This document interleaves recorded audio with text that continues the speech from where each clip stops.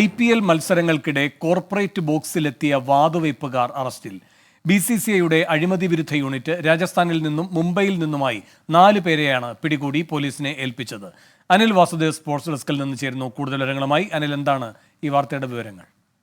Venu, Indian ക്രിക്കറ്റിലെ തന്നെ ഒരു കറുത്ത അധ്യായങ്ങളിലൊന്നാണ് 2013 വാതുവയ്പ് കേസ്. അതിൽ മലയാളിയായ ശ്രീശാന്ത് അടക്കം 3 പേർ പിടിയിലാവുകയും അറസ്റ്റിലാവുകയും പിന്നീട് രാജസ്ഥാനും ചെന്നൈയും അടക്കമുള്ള ടീമുകൾ 2 വർഷത്തേക്ക് വിലക്ക് നേരിടേണ്ടിയൊക്കെ തന്നെ വന്നു. അതിൽ നിന്നൊക്കെ കരകയറി വരുന്നതിനിടെയാണ് പുതിയ ഈ സംഭവം ഉണ്ടാകുന്നത്.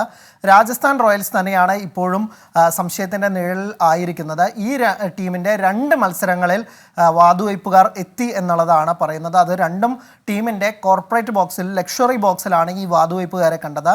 ആദ്യത്തേത് മാർച്ച് 8 നടന്ന ഡൽഹിക്കെതിരായ മത്സരത്തിലാണ് ഈ 2 വാതുവയ്പ്പുകാരെ കണ്ടത്. ഉടൻ തന്നെ BCCI അഴിമതി വിരുദ്ധ യൂണിറ്റ് ഇവർ 2 പേരെയും പിടികൂടി പോലീസിനെ ഏൽപ്പിച്ചു. ഇവരിൽ നിന്ന് കിട്ടിയ വിവരത്തിൻ്റെ അടിസ്ഥാനത്തിലാണ് അടുത്ത മത്സരത്തിൽ ഏപ്രിൽ 1 മുംബൈ ഇന്ത്യൻസിനെതിരായി നടന്ന മത്സരത്തിലും 2 പേർ ഇതുപോലെ കോർപ്പറേറ്റ് ബോക്സിൽ എത്തിയത്. അവരെയും പിടികൂടി.